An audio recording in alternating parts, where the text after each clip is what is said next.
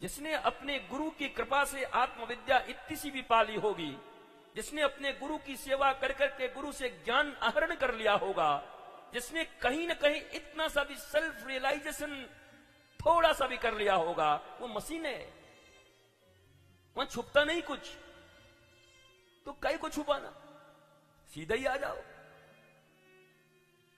कई लोगों का प्रश्न दूसरे के लिए, महाराज जी ऐसा अगर स्थिति हो जाए तो क्या करना चाहिए? किसके लिए पूछ रहे हो? वो हमारा एक दोस्त है, उसी का प्रश्न है वो।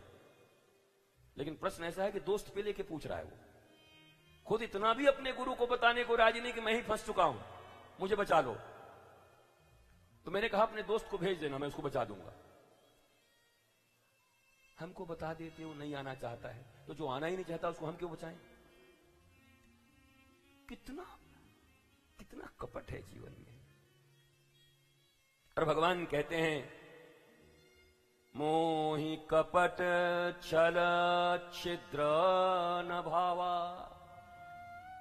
पर ये सब तो रटने की चीजें हैं। भगवान बोले होंगे बस सुनने के लिए, सुनाने के लिए, मंगल भवन मंगलहारी करने के लिए। भगवान को थोड़ी याद होता होगा कितना कुछ बोले हैं। वो स्पष्ट कह रहे हैं, सीधा कह रहे हैं, निर्मल मन जन सो मोहि पावा,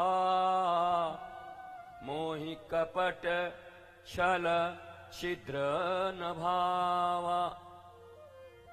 कपट कहा, छल कहा, फिर भगवान बोले कितना जोड़ूं, 1 2 3 4 छिद्र कह के सैकड़ों चीजें कह दी उन्होंने। काम क्रोध मद मोह लोभ मात्सर्य शब्द स्पर्श रूप रस गंध, कोई भी एक छेद होगा भगवान कहते हैं no, not allowed, no admission without permission. पर कहां असर है? ये पढ़े लिखे लोग जो वेल एजुकेटेड कहे जाते हैं, है ना, इनका एजुकेशन भगवान ही जाने कितना होगा और इनका लिटरेसी कितना होगा, ये खुद ही समझे। पर ये लोग भी भगवान को ठगने का प्रयत्न करते। ये भी जिनको संत कहते, गुरु कहते, उनके सामने भी उलंग होके नहीं आते, निर्वस्त्र होके नहीं आते। निर्वस्त्र का अर्थ होता है अपनी वृत्तियों के वस्त्र को उतार करके। जैसे गोपियों का चीर हरण भगवान ने किया था, वो चीर का हरण नहीं था, उनकी वासना का हरण किया था। तो निर्वासना में आकर के गुरु के सामने खड़े होते, संत के सामने खड़े होते। यहां मुंह बना के नहीं खड़े होते भैया, यहां दोहरा चेहरा नहीं बनाते, यहां मुखौटे लगाकर नहीं आते। ईमानदारी चाहिए जीवन में, पूर्ण ईमानदारी। इसलिए भगवान राम हो, भगवान कृष्ण हो, इस धरातल पर जब उनका आगमन हुआ तो कहीं भगवान के नाम पर लोग अन्याय अत्याचार अनाचार न करने लगे। इसलिए भगवान राम ने भी पहले गुरु ग्रहण किया और भगवान कृष्ण ने भी गुरु ग्रहण किया। अब ये बात तो तुम्हारी बुद्धि में नहीं आती। महाराज जी, हाँ, हमारे और भगवान के बीच में कोई दलाल की जरूरत है क्या? डायरेक्ट नहीं प्राप्त कर सकते, तुम्हारा बापऊ नहीं कर सकता। भारतीय अध्यात्म में, भारतीय सनातन संस्कृति में बताओ एक नाम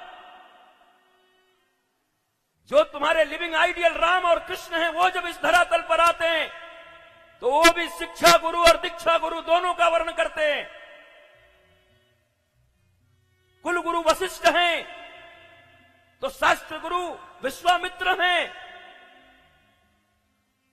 नामकरण गर्गाचार्य कर रहे हैं, कुल पुरोहित कुल गुरु तो सांदीपनी मुनि के आश्रम में 64 कलाओं से युक्त होकर के आ रहे हैं।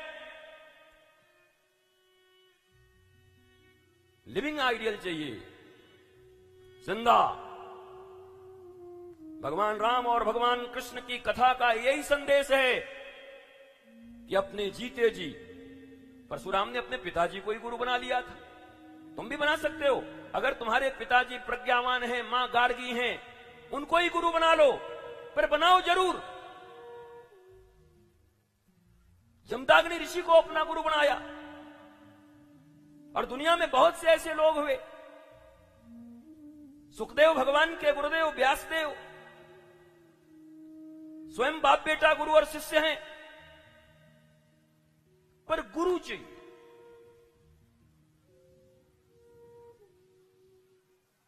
उसके बिना बात नहीं बनती।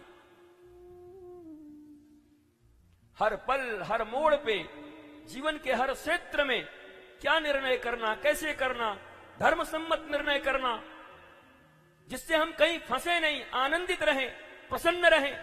विपरीत से विपरीत परिस्थितियों में श्री कृष्ण की मुस्कुराहट हमारे होठों पर बनी रहे।